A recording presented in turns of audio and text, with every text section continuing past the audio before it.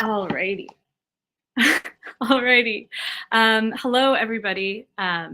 Before we begin, I just want to say good morning, good afternoon, and good evening. We are so fortunate to be joined by people all over the world today.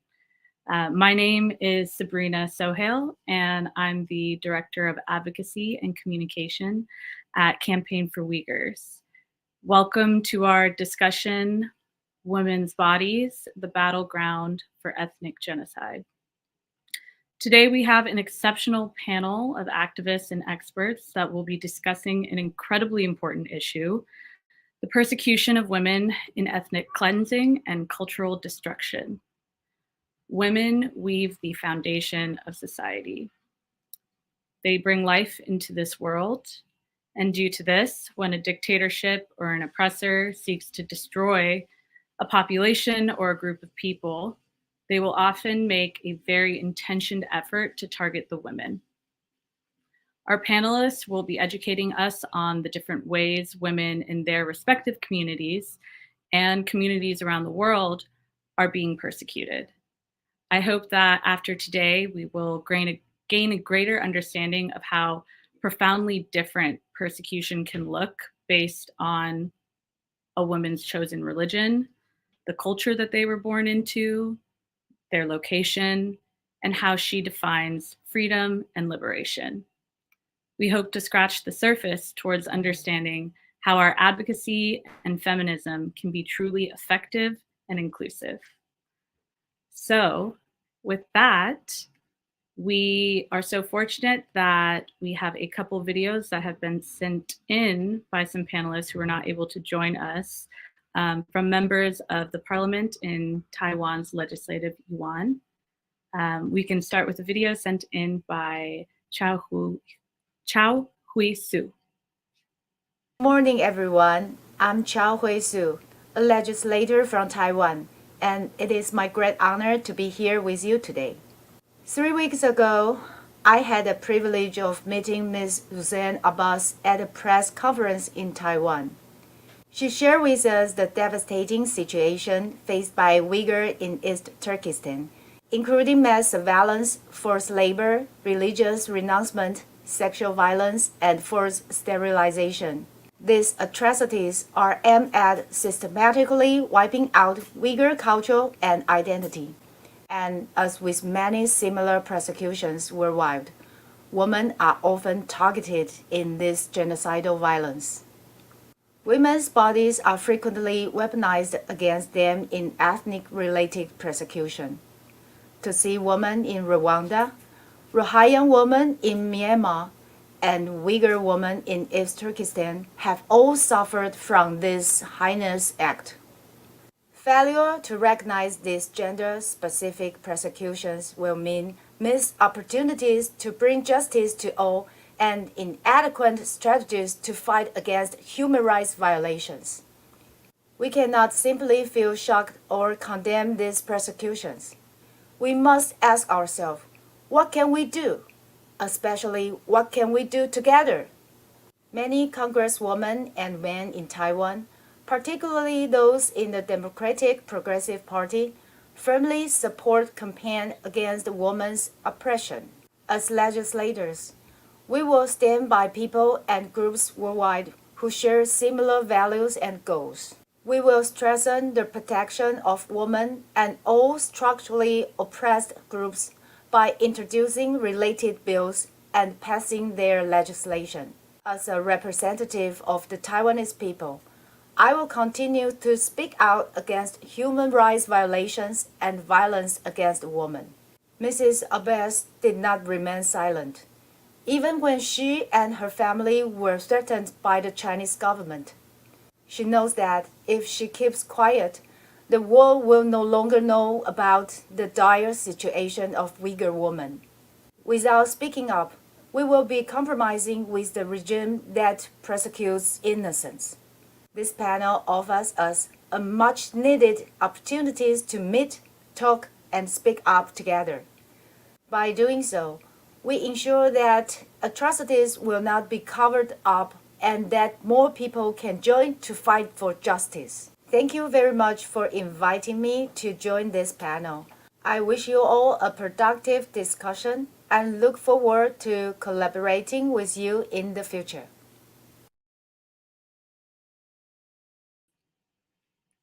Thank you so much for putting that on. And we will now be followed by Wanyu Wang, another member of the Parliament of Taiwan Legislative Yuan. Everyone, I'm Wang, the legislator from Taiwan. I'm also the Vice President of the Human Rights Association and the President of the Children and Youth Welfare Association in Legislative Yuan. I apologize for not being able to attend this online panel due to schedule conflicts. Therefore, I would like to express my views through this video recording. First of all, thanks for invitation from Rushan and Abbas to participate in this discussion. Meanwhile, I would like to pay tribute to all the outstanding advocacy leaders presented today. Thank you for everything you have done for all opposite women. 2 years ago, the Legislative Yuan Human Rights Association held a cross-border online public hearing in which several members from U.S. Congress participated in. However, the most impressive thing was the Uyghur women who survived the persecution. His experience described with tears and blood made me deeply shocked. It also made me firmly believe that the Chinese government's behavior in Xinjiang has far exceeded the legal boundaries and have been reached the level of genocide. In order to maintain its power, the China government not only illegally imprisons women and children, but also takes children away from their mothers and brainwashes them, trying to make them forget their culture, their language, and family. What's even more despicable is that they force Uyghur women who have given birth to multiple children and undergo sterilization, or force Uyghur women to give birth of offspring with Han Chinese. This now-sitting state's violence seriously violates human rights and can be said to be the destruction of human rights. I must emphasize that the oppression of women by state violence can be said to have a long history and frequently occurred all over the world. As a female politician, I have always cared about gender equality movement. I believe that the value of freedom and equality should be implemented in every corner of the world, and human rights are the bottom line that we cannot compromise on. Therefore, we should pay attention to those women under human rights oppression, resist, condemn those authoritarian states. I also call on governments around the world to unite and take concrete actions to prevent women from genocide, to defend our basic value of human rights. Thank you.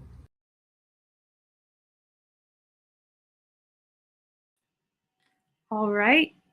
And so before we begin the introductory remarks by all of our panelists, I just want to let you all know that we will be joined by Dr. Homira Rezai, Chair of the Hazara Committee in the UK, Serena Oberstein, Executive Director of Jewish World Watch, Aisha, National Executive Committee member of Alliance for Absolute Justice, and Rushan Abbas, founder and executive director of Campaign for Uyghurs. So, Dr. May, we can start with you. I'll read a quick bio for our audiences. Dr. Homira Rezai is a board member of the World Hazara Council. She is also founder and director of All Party Parliamentary Group for Hazaras at the UK Parliament. May currently serves as the chairwoman of Hazara Committee in the UK, a nonprofit organization working for the protection of Hazaras around the world. May is passionate about women's and minorities' rights and has been a vocal advocate in the past years. Through her work at HCUK, she has written several reports and parliamentary briefs on the Hazaras, providing accurate information on what is really happening on the ground. May was one of the organizers who co-led the #StopHazara Genocide campaign which increased the conversation on the persecution of Hazaras in Afghanistan and around the world. May holds a PhD in medical research and is the Executive Operations Officer at Rezai Therapeutics, an innovative pharmaceutical company developing diagnostics and therapeutics for pregnancy complications such as preeclampsia. And I'll give the floor to you, Dr. May.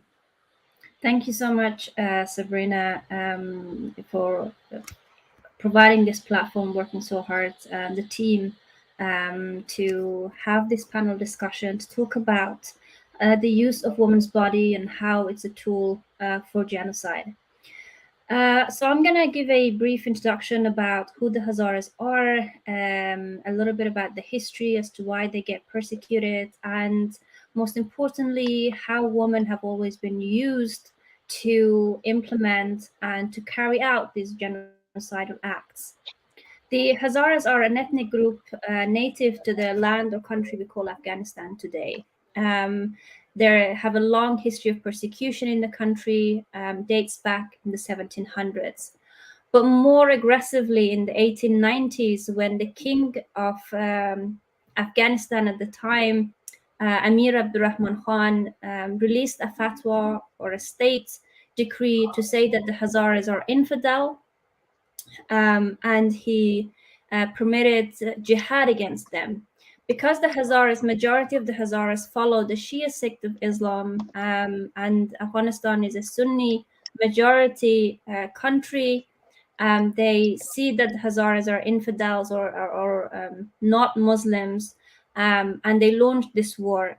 This war, the history or this, I guess the justification of this was that they wanted to build a nation of Afghanistan, and the Hazaras, being one of the most prominent or the biggest ethnic group comprising or inhabiting the land, they resisted against this. And so after the release of this decree, not only the Afghan army, but actually also normal civilians were armed against the Hazaras. And between 1891 to 1893, more than 62% of the Hazaras were massacred.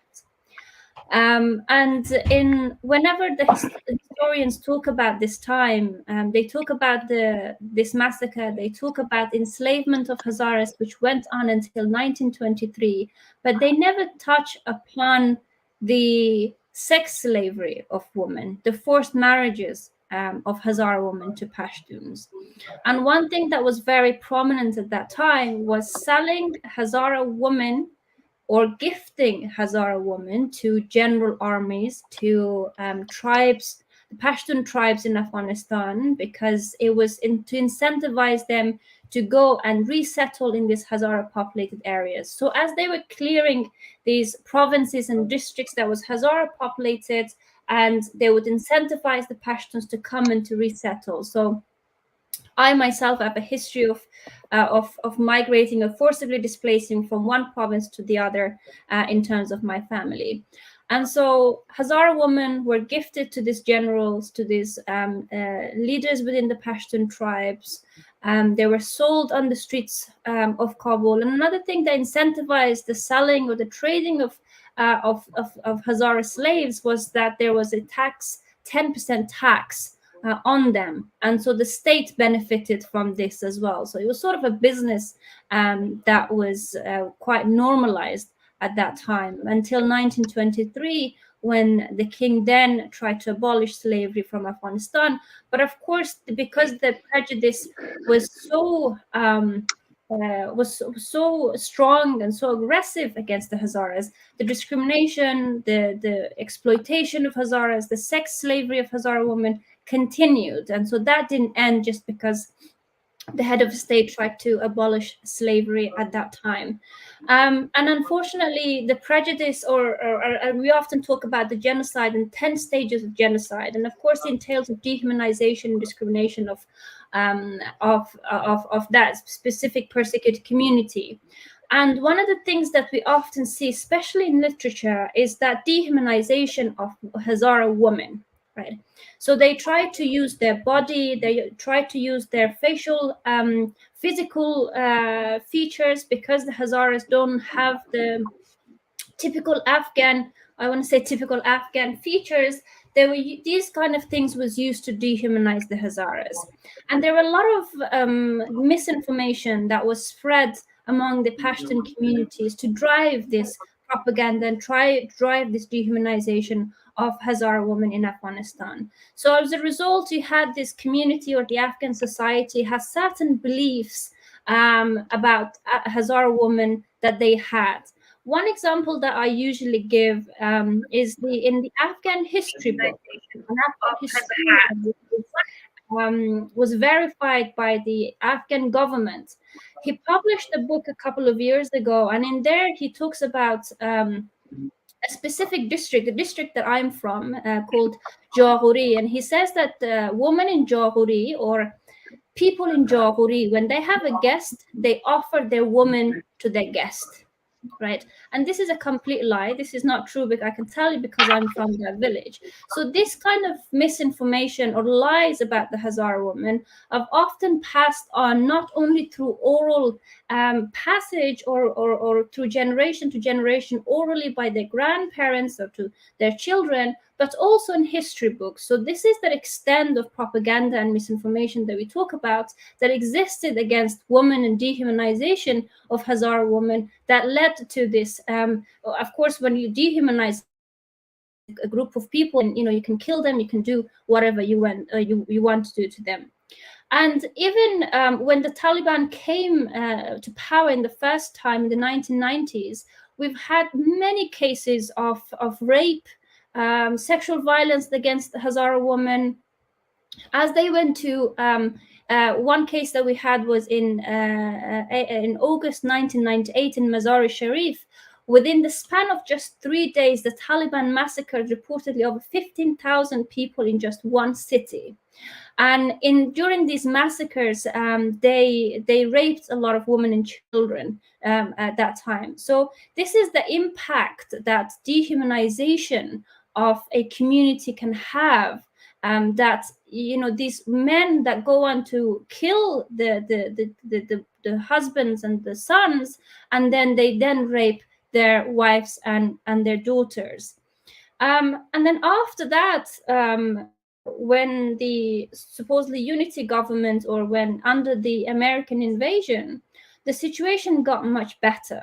But this prejudice didn't stop there. The misinformation continued, unfortunately, and Hazara women were viewed as loose women, or as women with no morality, because Hazara women are more liberal, they're more educated, they're more independent, which is very different to the sort of normal conservative Afghan society that exists in Afghanistan, or that have ruled Afghanistan in a very long time. But when the Hazara people got their constitutional rights in Afghanistan in 2004, Hazara women led and spearheaded the civil change in Afghanistan, right? So they paved the way for other women to fight for their rights at every table possible.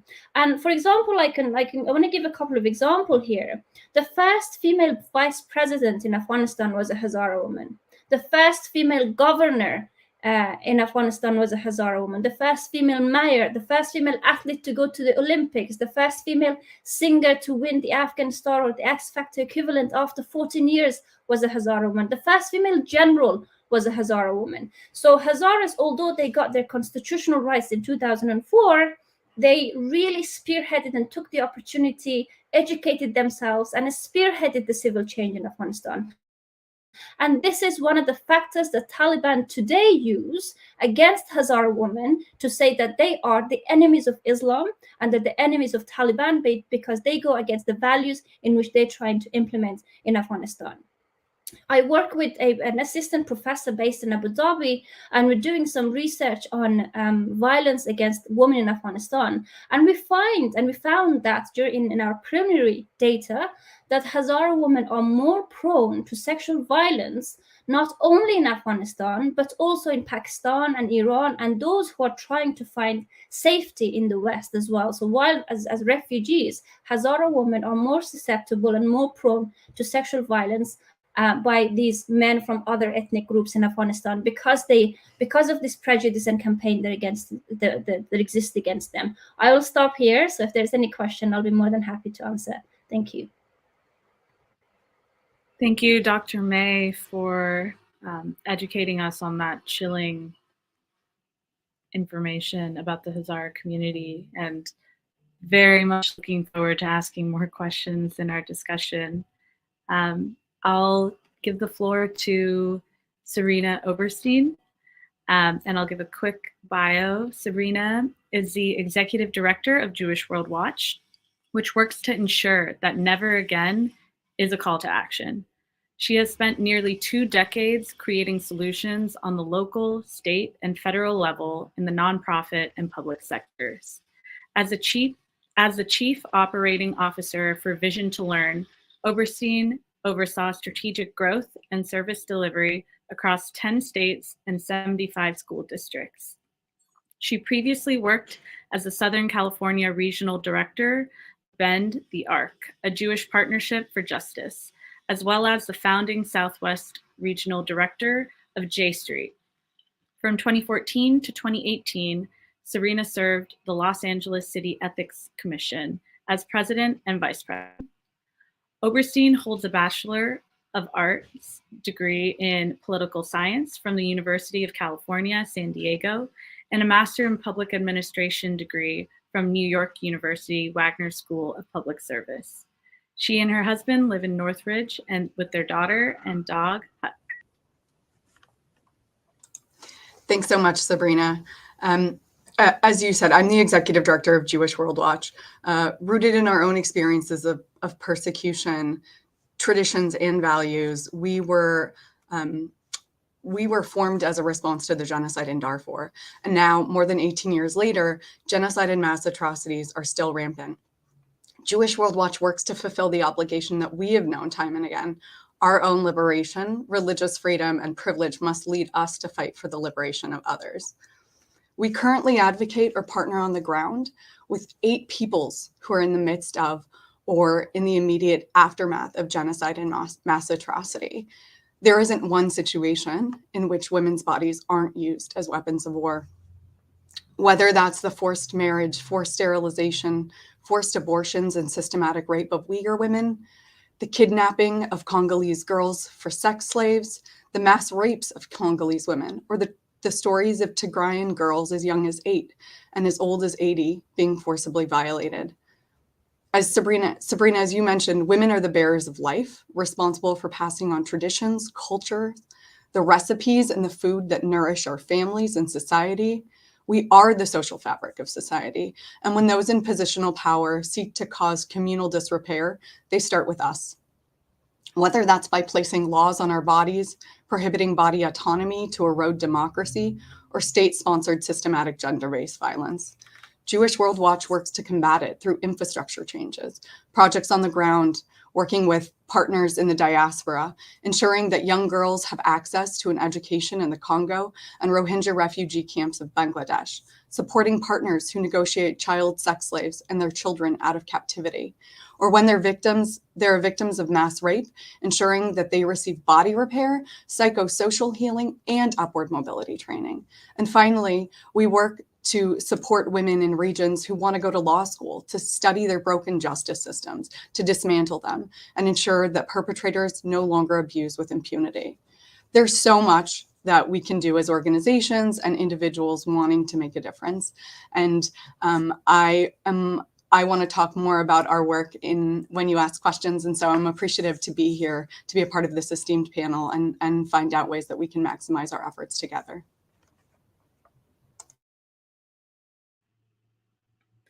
Thank you so much, Serena, for giving us an overview of all the amazing work Jewish World Watch is doing.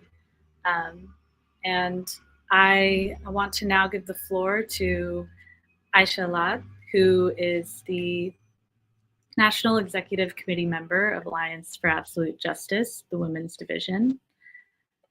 Born in the USA after World War II, Aisha grew up out west, loving nature. In 1968, she dropped out of college and demonstrated against the war in Vietnam, Converting to Islam in 1970, she changed her name from Carol to Aisha.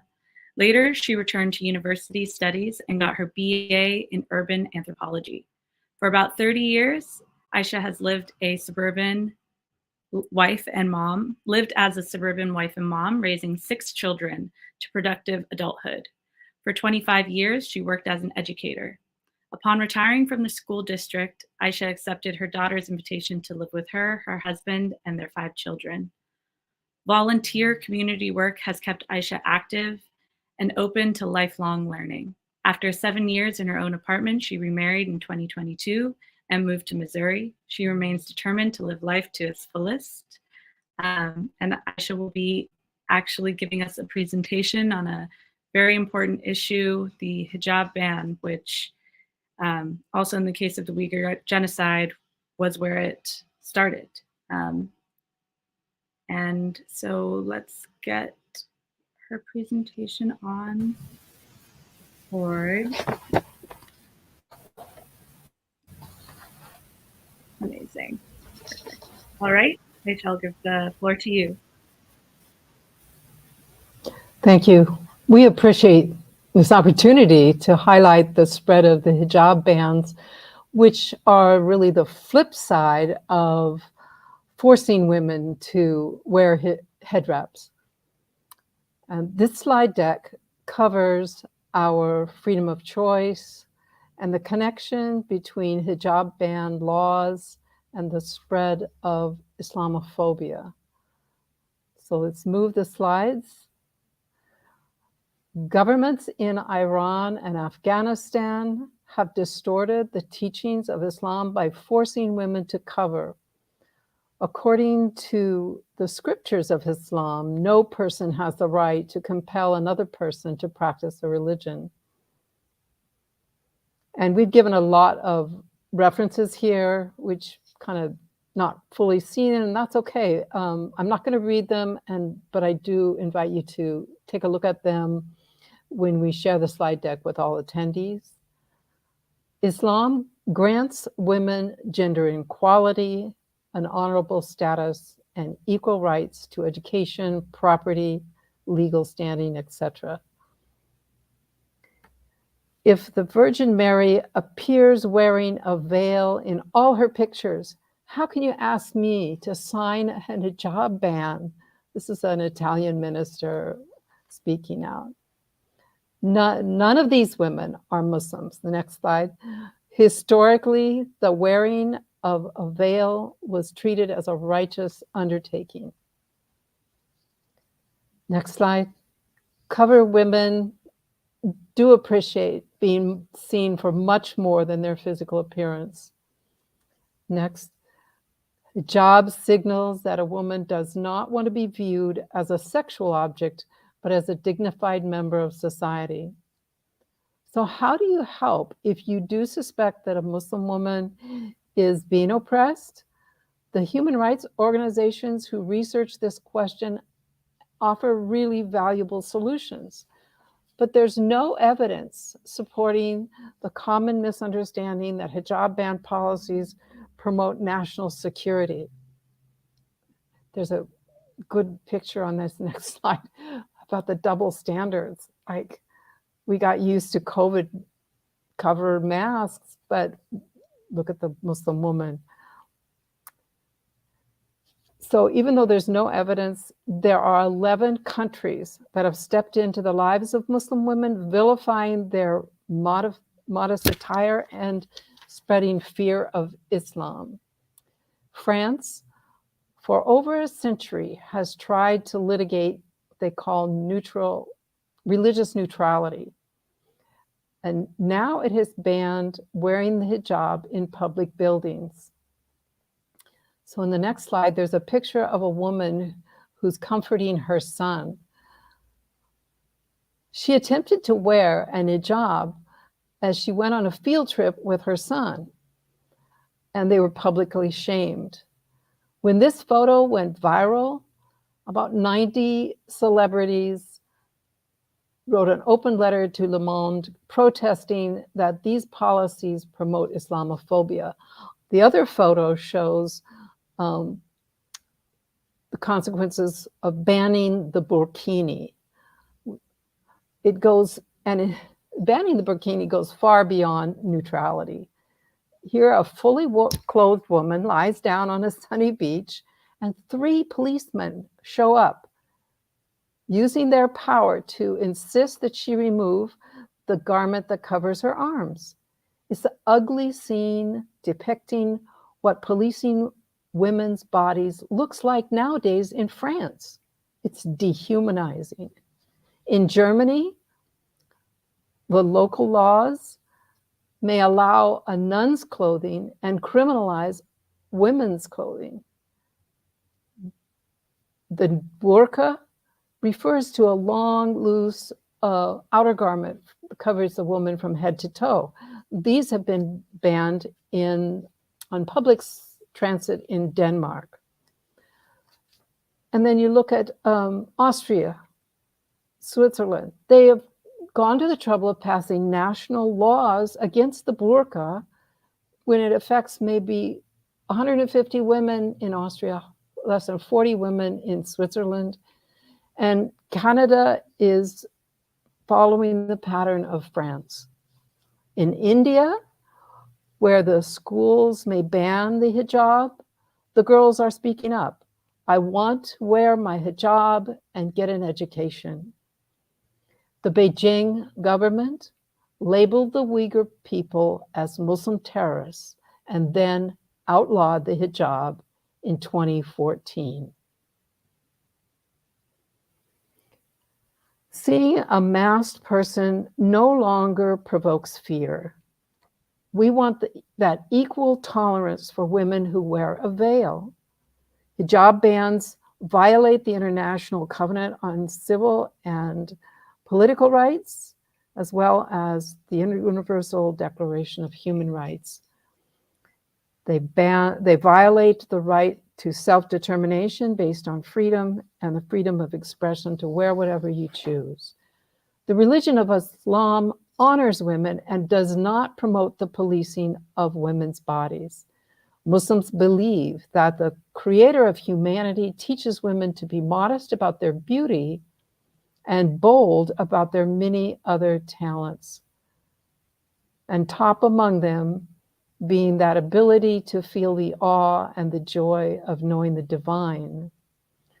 So our last slide will be to invite you to ally with the Alliance for Absolute Justice.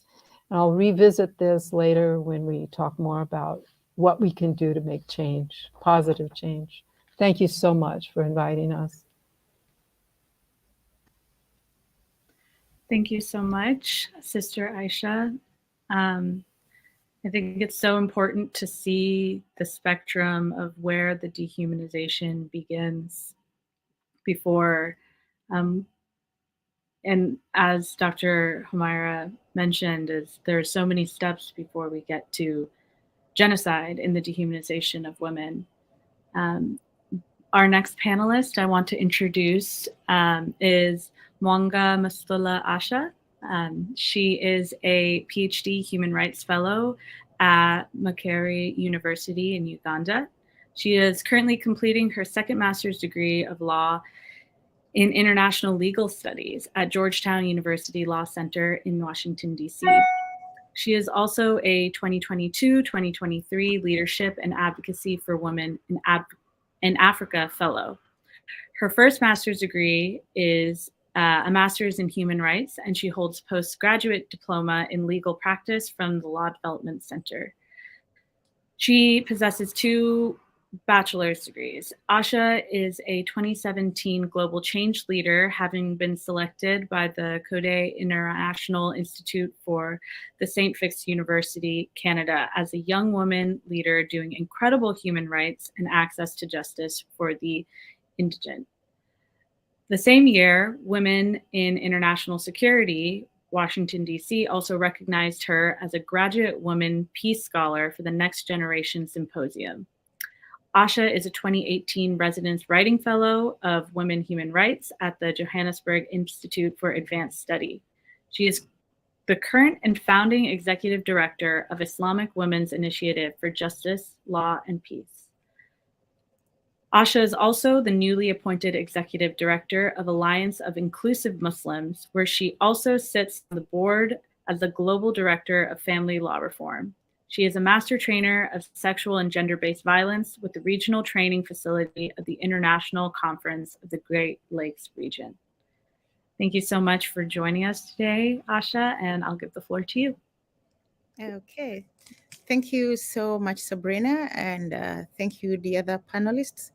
It's a great opportunity for me to be sitting here on this great panel with women leaders and activists from all over the world. I am a Muslim women rights advocate and based in Uganda. Right now, I am here at Georgetown in Washington, D.C. I wish to base my discussion today and all my opening statement on the rights of Muslim women back home in Uganda. And because I have seen the oppression that women or Muslim women face. Usually when we hear words like oppressed, unequal, and or inferior, are the words that will ring in our minds when we think about Muslim women. Many people globally do not actually think that Muslim women have rights that accrue to them.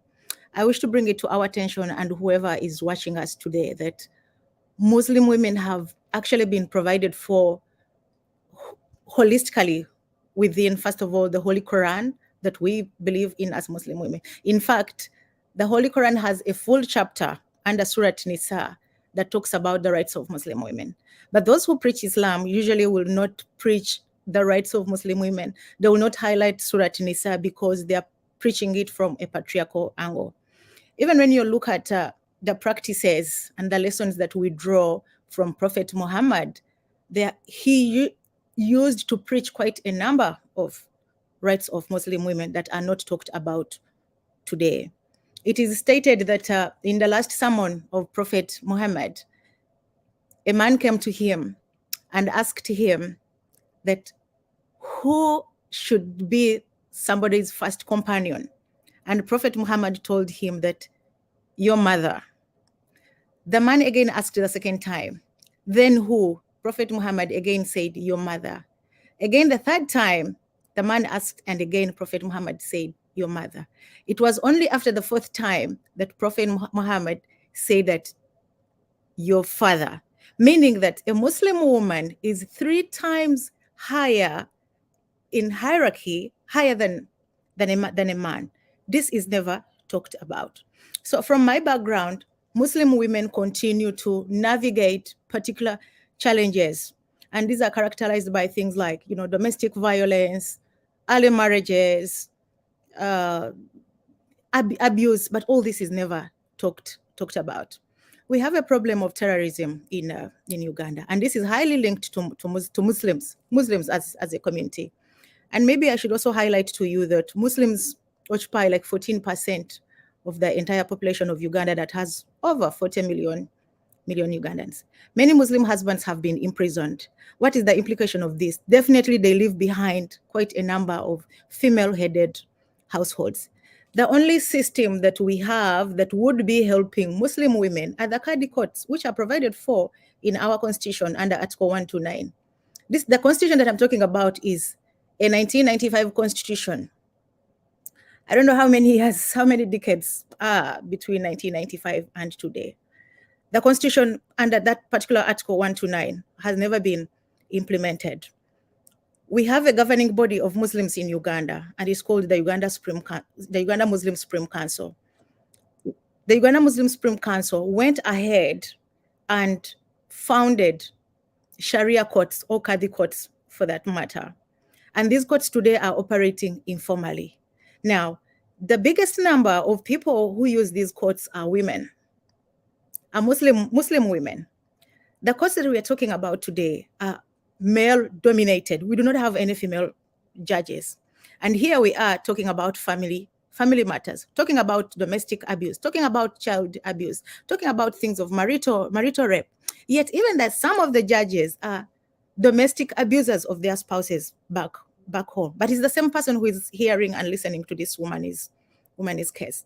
And then even the same courts that we are talking about, they are not situated like in the different places. Quite a number of Muslim women have to walk to that one place, the Uganda Muslim Supreme Council, and seek justice from a system that is horrific to the, to the rights of Muslim women. So as we speak today and as we engage ourselves in this discussion, I think we all have to come to a conclusion that Muslim women, and of course, just like any other women, have rights that have continued to be abused, that continue to oppress us. But as a Muslim women, I would argue all of us, to come out and talk about the rights of Muslim women as they have been provided for within the Holy Quran, as they have been provided for within the legal framework. Where I come from, we have a very good constitution that provides for the legal, for the rights of women holistically. We have, in fact, a full chapter within our constitution that talks about the rights of women. Uganda as a country has ratified quite a number of international instruments, which are never talked about.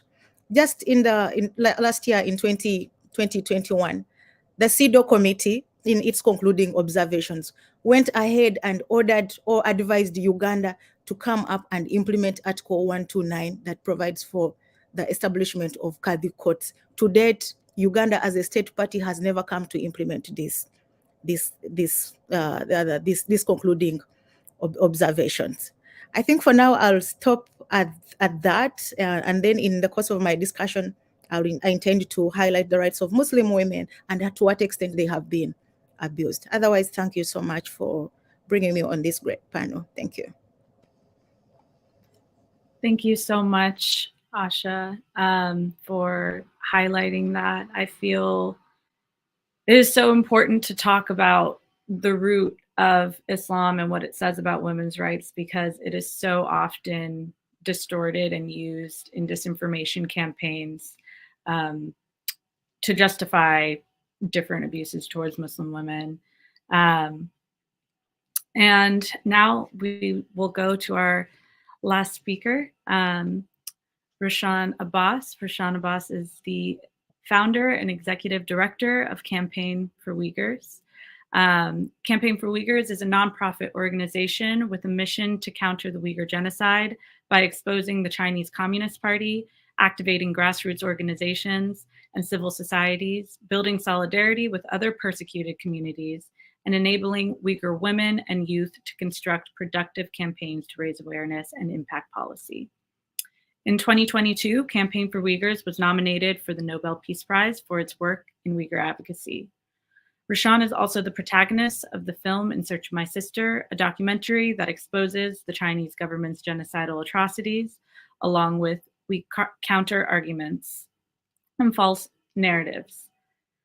This movie and part of Rushan's story is that when Rushan spoke on a panel in 2018 about the known atrocities being committed by the Chinese Communist Party, her sister suddenly went missing. Rushan has rallied thousands of Uyghurs around the world, government officials and experts, to draw global media attention to the plight of the Uyghurs. And I will give the floor to you, Rushan, to speak. Hello, everyone. Thank you, Serena, for putting together this wonderful panel. And thanks all the distinguished panelists to joining us tonight here on this International Women's Day. The Chinese Communist Party is conducting the most technologically advanced genocide, an act of ethnic cleansing and genocide the world has seen. As today's panel name describes, Uyghur women's bodies have become the battleground of this human rights atrocity and the ethnic cleansing and genocide. Millions of Uyghurs are currently being detained in concentration camps in the name of re-education, where they are subject to forced organ harvesting, forced labor, torture, and rape. Even outside of the camps, Uyghurs living in occupied East Turkestan, referred to as Xinjiang Uyghur Autonomous Region by the Chinese regime, are subject to a number of state-sanctioned policies to erase them. Women are the source of life, and therefore they have become the targets. The government uses facial recognition software and the other technologies to constantly surveil and control every woman, even gathering their biodata and fertility status. To reduce the Uyghur population, they are systematically subject to forced sterilization and forced abortion so that they no longer reproduce. Uyghur babies are no longer being born. Research shows that the Uyghur birth rate has dropped more than 50% in the last several years. The Chinese government says that this is an act of liberation for Uyghur women. Just in 2021, the Chinese embassy to the US used their official Twitter account to openly congratulate this genocidal effort, claiming that this gross abuse has made it so Uyghur women are no longer baby-making machines. Women are also facing government-sanctioned mass rape under the name of forced marriages. The CCP offers Chinese men money, housing, and jobs if they marry Uyghur women. And if a woman denies this kind of forced marriage, they, along with their entire family, can be imprisoned for being radicalized Muslim. They don't want to marry non-Muslim Han Chinese men. While their parents are sent to the camps, the bond between mother and the child is severed, and the children are sent to state-run orphanages and raised according to the communist doctrine. According to Victims of Communism Memorial Foundation's research fellow, Dr. Adrian Zance's research, around 1 million Uyghur children have been sent to the state-run orphanages where they are being detained in prison-like environments with double barbed wires and watched by armed guards. They are punished for practicing their inherited culture, their language, and their values.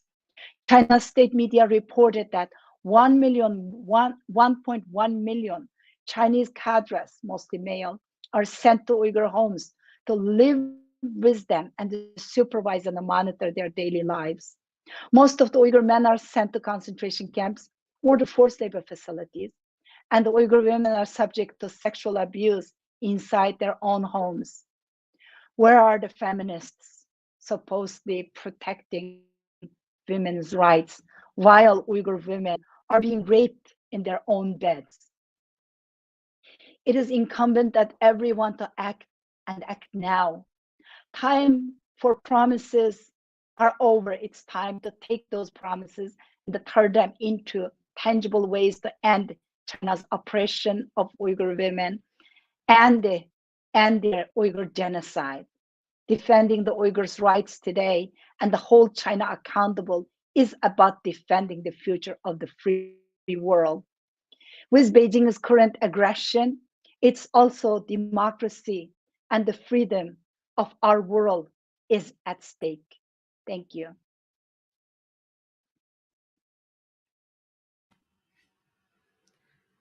Thank you so much, Rushan, and to all the panelists for highlighting all of these different faces of oppression of women.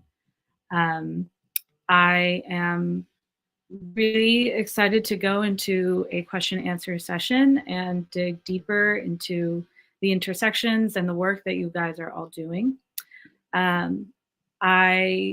I'll say a question and anybody who would like to answer can answer. And then I also have some specific questions for some of our panelists. The first question is, what is the current state of support from governments, pro-democracy activists, and feminists in defending these persecuted communities that you all are talking about? Can I start with that, if you don't mind? Absolutely.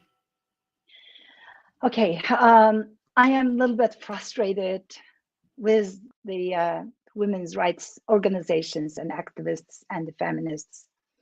They're supposed to defend women's rights. The celebrities and the talk show hosts, usually so vocal against any kind of social injustice, they are muted against the atrocities that Uyghur women are facing today. And to add the insult to the silence of the West is the fact that Peng Liyuan, Xi Jinping's wife, serves as a UNESCO special envoy for the advancement of girls and women's education. And, does UNESCO think that torture camps disguised as the so-called re-education centers are advancing education? What about the mass indoctrination and brainwashing? How about the mass rape that I just talked about? So it's reprehensible that Peng Liyuan was ever even permitted to hold this honor. So now the world knows it must be revoked immediately. That title should be taken away. And we would like the international organizations, women's advocacy organizations or feminists, all speak to revoke that position from her. Thank you. Just to add to that, Sabrina, we also have to really highlight the fact that there are absolutely no mechanisms for genocide to be determined, and to recognize the judicial pathway for recognition of genocide happens, years after it's already done. And the UN state members have the responsibility to prevent genocide and protect these vulnerable communities from further atrocities, and yet not a single state member has a mechanism to be able to do that. There are no proceedings to allow them to do that, to protect or prevent genocide. There are no frameworks available for civil society or for these state members to carry their responsibility. And just to echo what Rushan was saying, in the case of Afghanistan, the Taliban have come and they have taken women's basic rights as humans, from not allowing them to go to school, to taking their rights to work, to movement. They're practically imprisoned in their own homes. And as Rushan was saying, where are all the feminists? Why are they not speaking up about this? And to add intersectionality into this, Hazara women are getting raped. Sexual violence against this woman are increasing by day. Forced marriages, where Hazara, I was in another webinar just before this, where we heard this shocking story of Hazara girls, underage girls, are being kidnapped, are being forced to marry Taliban fighters, and if their families object to that, then the bodies of their dead children gets thrown at their doors. So where are the international communities? Where are the human rights organizations? Why are they so silent about these atrocities that's happening to women, Uyghur women, to Hazara women in Afghanistan, and to many other persecuted women around the world? Can I say something? Okay. From my context, like I noted earlier in my opening statement, that Uganda has a very good, a very great legal framework that provides for the rights of women, and all that provides for the rights of everyone, regardless of who we are or who they are. I told you still that we have an entire chapter within the Constitution, Chapter 4, within Uganda's Constitution, that talks about the rights of the Bill of Rights, and specifically in our Article 21 that provides for equality of everyone and non-discrimination of everyone. So the abuse that we continue to face, yes, we are facing it amidst the existence of a very good legal framework. Recently, I saw there was outlawing of Section 5 of the Mohammedan Act.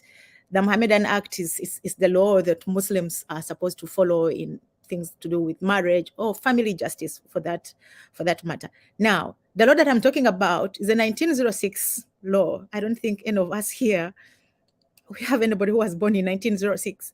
So you can imagine, if we have a 1906 law that is being used in present day 2023, and this particular law under its Section 5, for all this long has been condoning child marriages, but nobody would come out to speak about it. I just told you that we have Qadi courts that would come out and condone child and forced marriages, under the disguise that Islam provides for child marriages. Aisha maybe will want to highlight it some in the course of the discussion, that Many times, those who preach child marriages, they are always relying on the fact that Aisha, who was one time one of the wives of the Prophet Muhammad, that she was underage, that she was 19. When you look at Uganda's constitution, it puts the majority age at 18. But again, so which in this case is the supreme law of the land, whereby somebody would think that, okay, since the supreme law of the land is talking about the age of 18 as the majority age, then any other law or any other practice that contravenes this should be outlawed. But we have had these informal Kadi courts condoning child marriages without anybody coming out to speak against it. And again, still within this same legal framework, yes, it provides for the rights of women. But again, the same constitution, for example, like I told you, that we have an article that preaches, if I may use that word, preaches the establishment of Sharia courts or Qadi courts. And this constitution came into play in 1995. To date, we have informal courts that are male-dominated, male judges listening to women issues. So it also becomes very hard to convince somebody that, yes, we have a strong legal framework that protects women's rights, but the same legal framework that doesn't want to look at the intimate issues that continue to subjugate the rights of women. Thank you. Thank you. Serena. Oh, yeah. Yeah, can I jump in? Please. You know, I think that oftentimes when countries are in the midst of these atrocities, we, again, in every region that we're in, we're seeing violence against women being perpetrated by the state, right? It is the state that's leading, whether it's Ethiopia allowing their soldiers or Eritrean soldiers to rape young girls. We don't often see the state and the government being the leaders, but in areas where they're in the midst, or there continues to be an uprising of violence or liminality, instability, we do see on the ground places where there are leaders from within the community, women who oftentimes are survivors of gender-based violence, and also men who recognize that without upward mobility and opportunities for women, that these types of things will continue to perpetuate. So an example of this is one of our partners in the Congo has founded a school in which they make sure that at least 50% of the student body are young girls, because otherwise they wouldn't get an education. And they provide wraparound services where there's food, in addition to core curriculum, learning about peace and nonviolence, learning about women's rights and about what women deserve, and then making sure that they're following them along their lives so that they have job training later on. So I'll say that feminists and feminism can arise in a variety of ways. It can be any one of us on this panel, but it can also be leaders in the community who recognize that without providing infrastructure for women and girls to have opportunities, to have, when they are the victims of mass rape, that in addition to just having the right to have their bodies repaired, that they also have a home. Because as I think we know, when women are the victims of rape, oftentimes that means that they are shamed by their families. And so they don't have a place to go home to. So it's really making sure that the structures exist so that, one, to allay women from being perpetrated against in the first place, right? Shifting our justice systems in places where women maybe don't have access to upward mobility and education, but also then making sure that they have psychosocial care and opportunities to heal, and making sure that then if they're not allowed to go home to the places of their homes of origin, that there's job training so that they can then be core pillars of society and be those feminists that we look to. Thank you so much, Serena, and that actually leads into my next question of how are the populations within these countries, the Hazara community, the Rohingya community, the Uyghur community, responding to the atrocities that are being perpetrated against their women?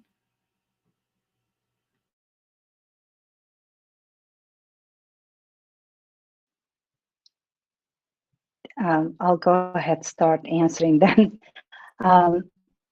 Well, in our community, the Chinese Communist regime has created a complete surveillance technology that makes controlling over the entire population.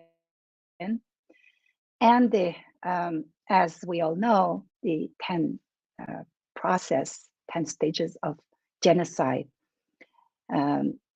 The first one is labeling the group as the other, and then starting to demonize the group, spreading all kind of disinformation among the other communities in the area, in the region. The Chinese government has been spreading disinformation about the Uyghur people, making them like uncivilized, and using the war on terror very effectively, labeling everything as any kind of resentment as terrorism. So the people cannot even say that they are Muslim or they are Uyghur, not alone any kind of response. So therefore, it's extremely important for the international community to step in and stop this genocide, because we cannot depend on the people within in our homeland or within the region at this point, especially not in East Turkestan. And China is investing their economies and technology infrastructure to all around. So if China isn't held accountable now, the Uyghur genocide tactics can be replicated in different areas of the world. So the genocide has become more efficient and more difficult to stop by people fighting within the community in the homeland. So as for the Uyghur people, the Uyghurs in diaspora, we will never stop fighting for the international community to hold the government, the Chinese regime, accountable and to free our people. Over. Thank you, Rushan.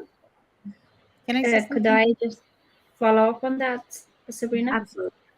Absolutely. In case of Afghanistan, unfortunately, Taliban have instilled a type of fear that men seems to have taken a step back in fighting for women's rights in general. And when it comes to violence against Hazara women, it's another topic in itself altogether, because this prejudice, this misinformation and dehumanization of Hazara women have existed within the Afghan society historically, and it's very prominent now. The hate speech against the Hazaras have increased dramatically, and so that has contributed to that dehumanization of the Hazaras as a whole, more specifically the using of Hazara women as a tool to further their campaign. We've, like I mentioned earlier about a case of a Hazara girl being abducted and raped by Taliban fighters. This kind of incidence is increasing, especially in districts that we unfortunately don't have access to. With the collapse of the civil society and the lack of access to information, these kinds of incidents is happening across Afghanistan. But unfortunately, we don't have access to information. We don't know to what extent these violence exists against Hazara women. And so it's extremely worrying that this is going to replicate as they empower these Taliban fighters to continue their atrocities and the human rights violation against women, that we're going to see more of this in the cities as well. The international community first of all, they need to recognize that the Hazaras are a risk. Given their historical genocide and the current situation, we recently published 2 reports with the Hazara inquiry, which was chaired by British parliamentarians. And this was the first assessment to this level that have said the Hazaras are at risk of genocide at the hands of Taliban. So the international community initially needs to recognize that the Hazaras are a vulnerable group. Currently, there's zero engagement with the Hazaras, not even with the Hazara diasporas, to talk about these problems and these challenges and the risks that the Hazaras are facing in Afghanistan. And then we can talk about the mechanisms to be able to prevent further atrocities committed against the Hazaras as a whole, more specifically Hazara women. Sabrina, can I say something in addition?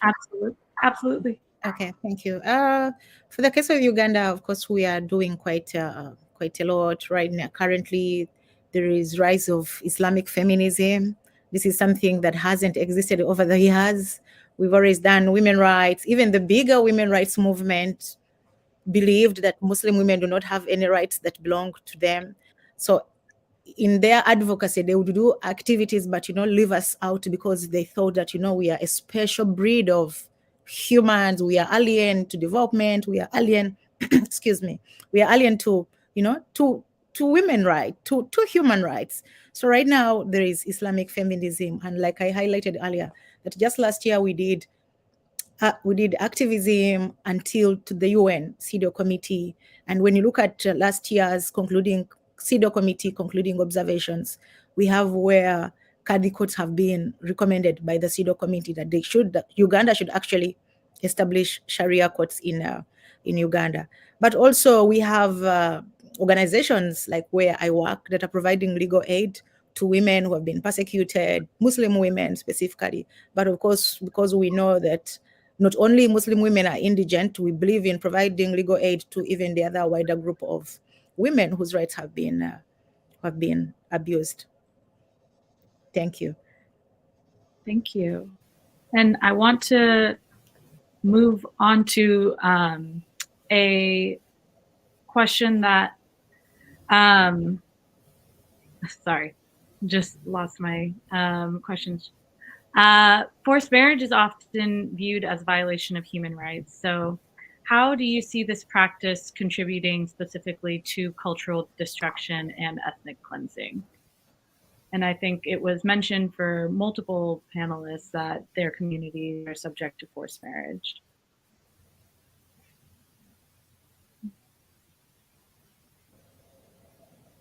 Maybe can you please repeat the question? Yeah. Forced marriage is viewed as a violation of human rights, but how do governments use forced marriage in order to destroy a culture or cleanse a community of their culture? Start again answering this very quickly here. For the Uyghurs, forced marriage is a part of China's genocidal policies against the Uyghur people. The Uyghur girls are no longer able to marry Uyghur men, and they are no longer be able to give a birth to Uyghur children. So the kids being born after marrying Han Chinese people is because of the Han Chinese culture. They will be only known as Han Chinese, given Han Chinese name, and the race as a Han Chinese.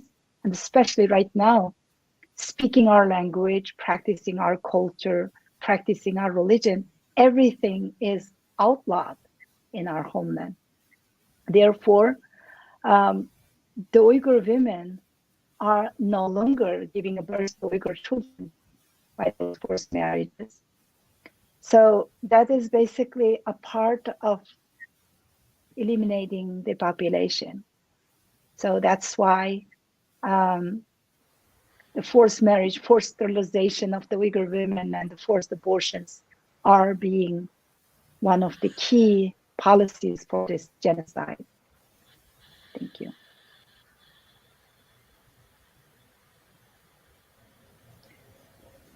Well, if I could add a different perspective to that, what I think is interesting in the case of Hazaras, yes, there's forced marriage, but what is interesting is that the forced marriage is only the marriage of Hazara girls to Pashtun men. So in the 1890s, when the sort of genocide happened, the Emir of Afghanistan would gift Hazara women to the generals, but they wouldn't allow the Pashtun girls to marry into Hazara families. And currently, the Taliban, there was a case where there was an interracial marriage between Hazaras and Pashtuns, where the couples were forced to separate, and they were actually punished. So, although there is the forced marriages trying to marry Hazara women specifically into Pashtun families, but it's not allowed vice versa. And if there is an interracial marriage where there is a Pashtun woman married into Hazaras, they seem to be punished. And so interracial marriage is not allowed, but forced marriage historically was practiced among the between Hazaras and Pashtuns. All right. And throughout genocide, throughout many different genocides, we see that the interracial marriage or interethnic or intergroup marriage is often a point of contention. In the case of the Holocaust, we saw that blending genetics with Jewish and Aryan race individuals was seen as terrible, and in the case of the Uyghur genocide, we're seeing that when a Uyghur woman and a Han Chinese man marry, then their genes are seen as being enhanced. So what is why is it that they are banning forced marriage between Hazara women and Pashtun, Hazaras and Pashtuns? Afghanistan is quite a male-dominated patriarchal society where male dominates the society in a way that if you are a woman, a Hazara woman marrying into a Pashtun family, you're going to lose your identity as a Hazara. Your children are not going to be identified as a Hazara. They're not going to get Hazara names. They're not going to follow the Shia sect of Islam. And so you will lose your identity altogether. But it's also that force of showing power, that this is what I can do.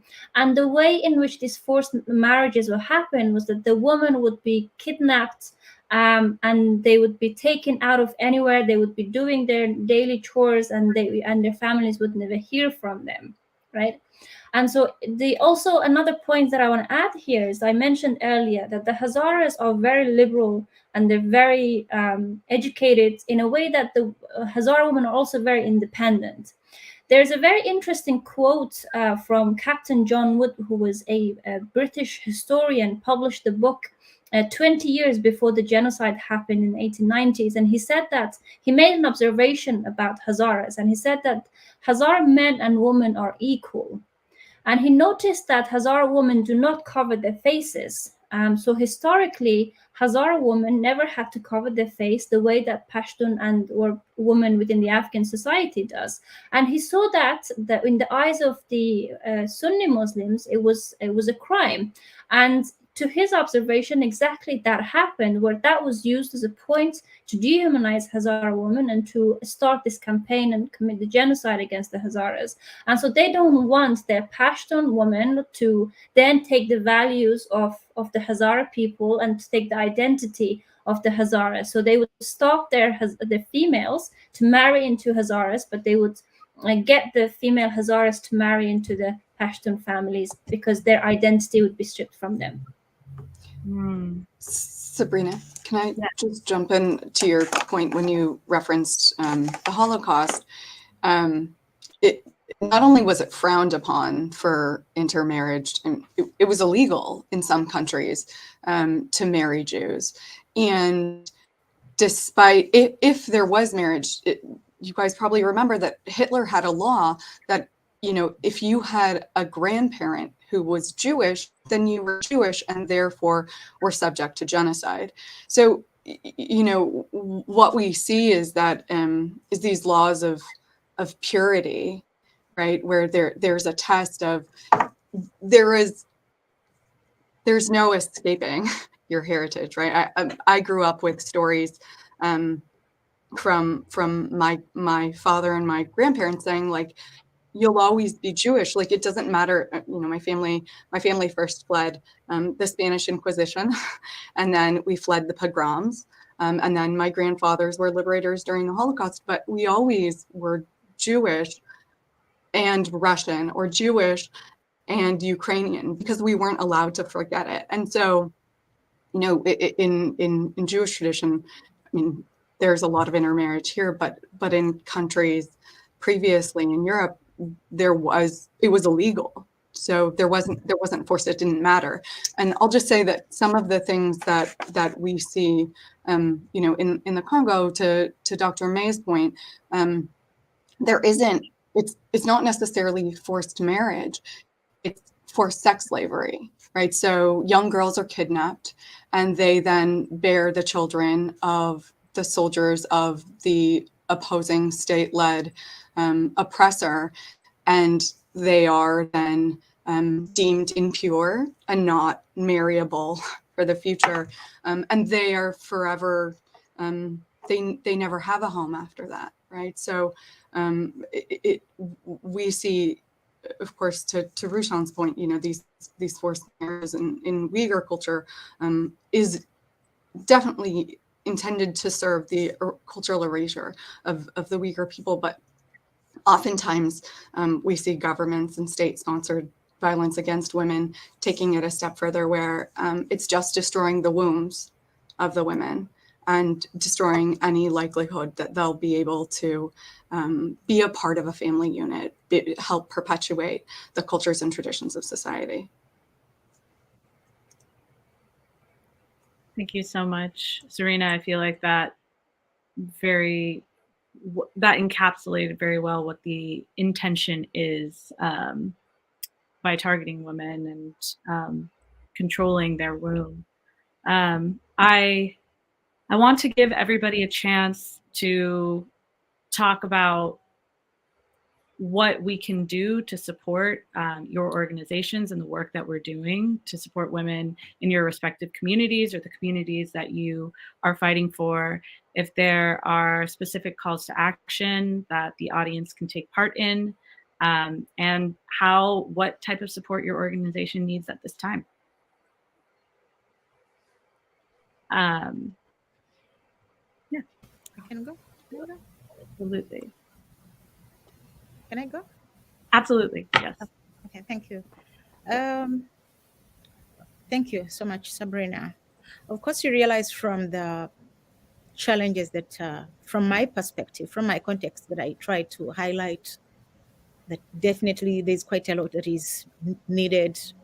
When it comes to, I raised here the challenge of, or rather some of the things that we are doing, and I highlighted that there is now rise of Islamic feminism.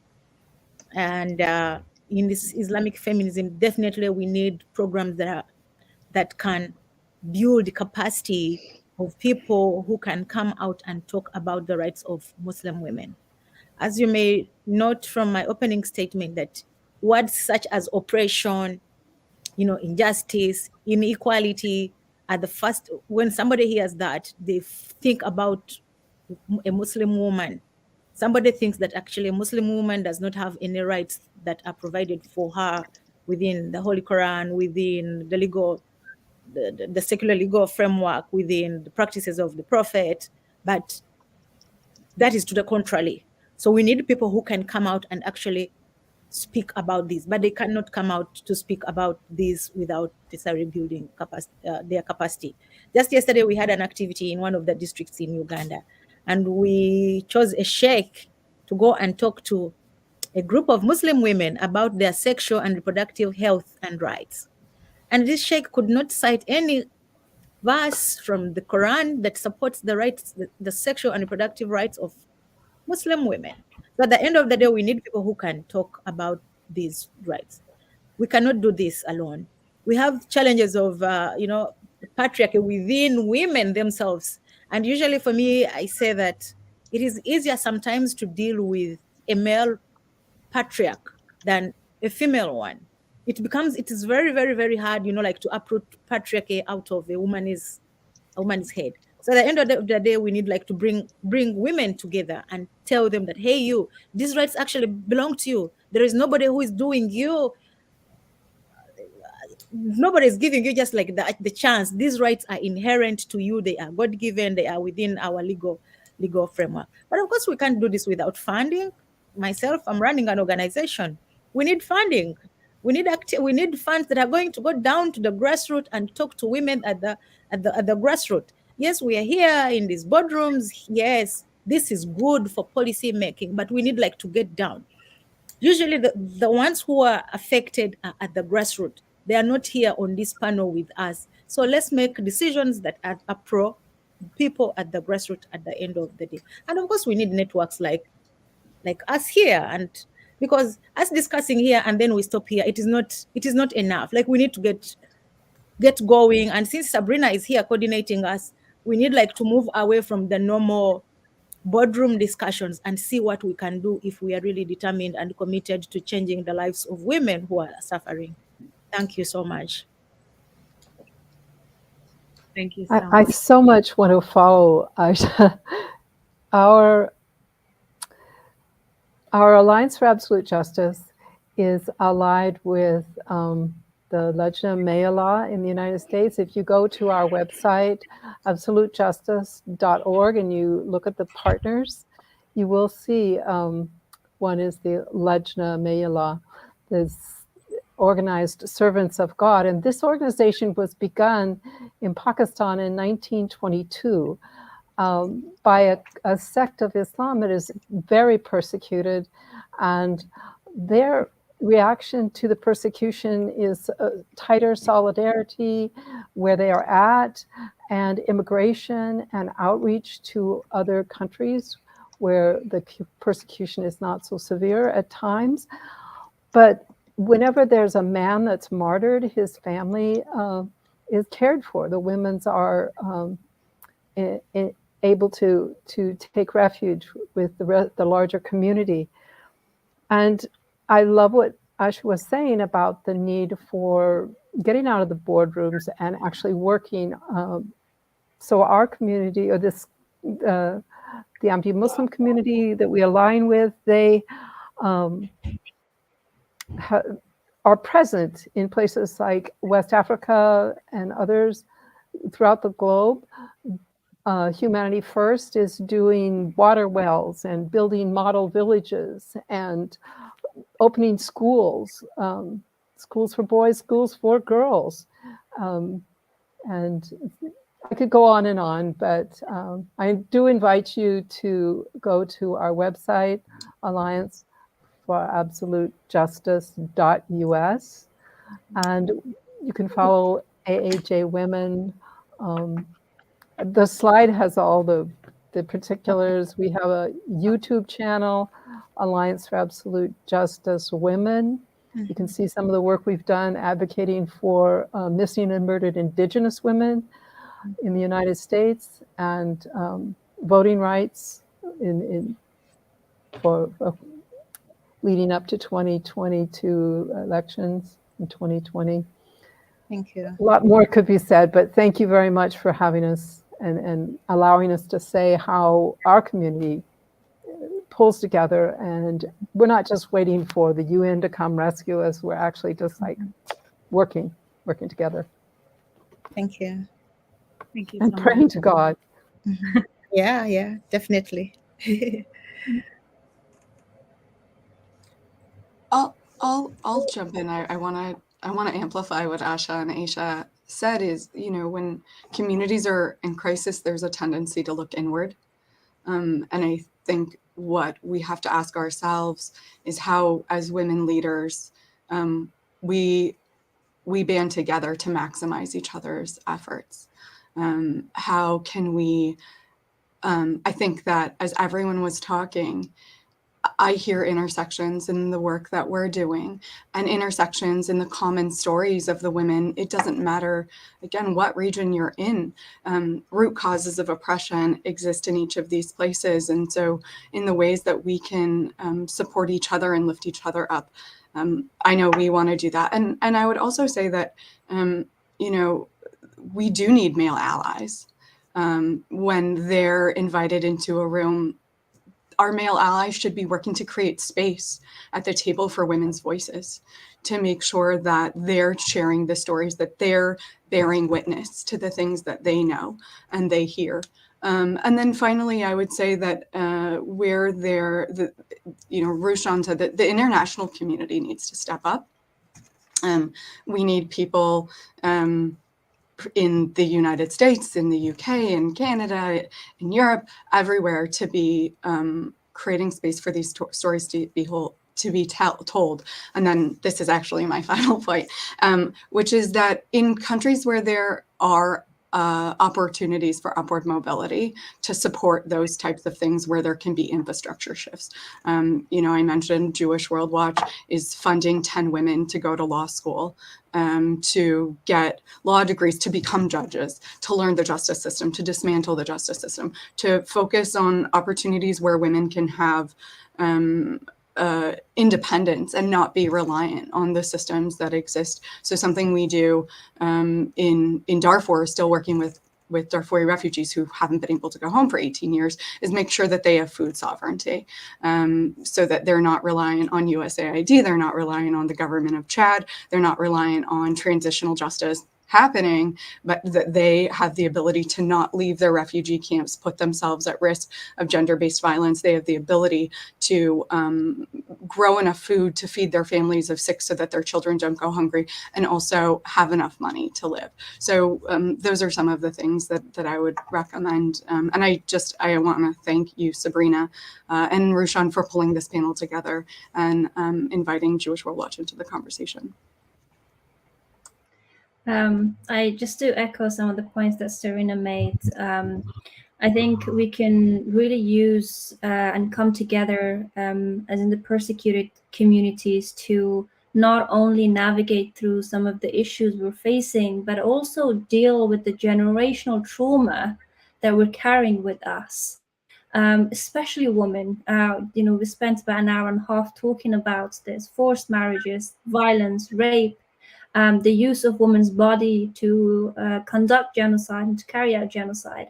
And these have left generational trauma. As a Hazara, I carry a lot of them. My great-grandmother and people before have, you know, all of the experiences that they have experienced. I'm carrying all of that trauma.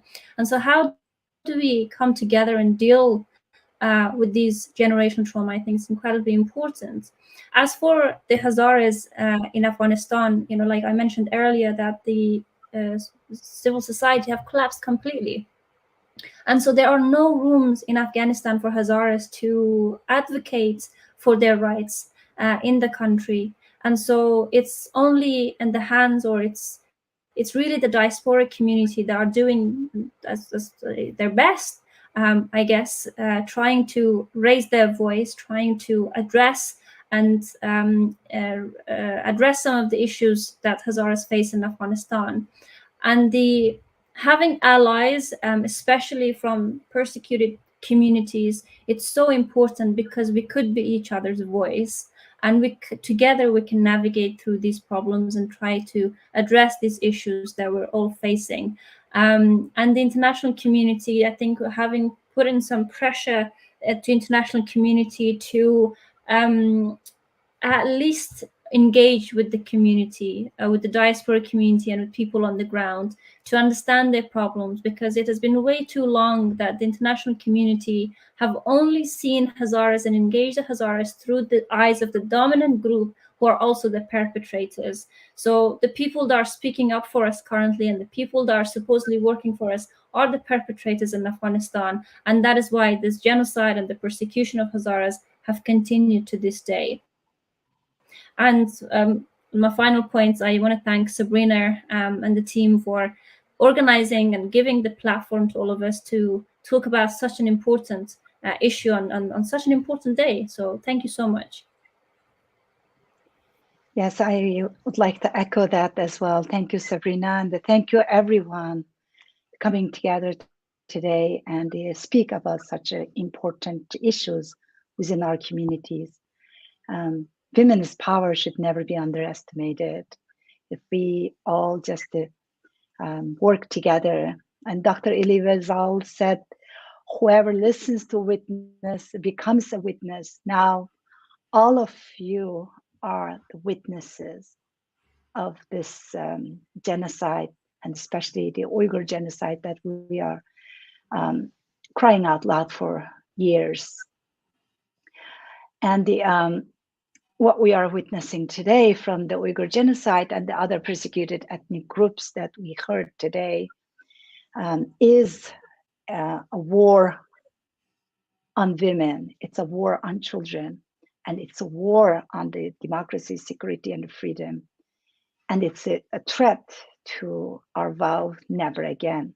So what I ask from all of you is that stand with us and show us your solidarity to fight against these demonic dictators. If we all work together, we will prevail. Thank you. Thank you so much, everybody who is here today, and for educating me and everyone who is watching on the different ways that women are persecuted and controlled in order to destroy a community. There is a statistic that was found that one of the greatest indicator of the general health of a population, any population, is the maternal health of the population. If the mother and the woman of that society are supported, if they have access to healthcare, if they are able to carry out their own self-determination and mission in life and live their lives according to their own values. And I just want to thank you all for the work that you do in fighting genocide, violence, and oppression all over the world. And for our audiences, those who have registered will be sending out more information on these organizations and different ways that you can continue to stay involved and support these organizations and all the amazing work that they're doing.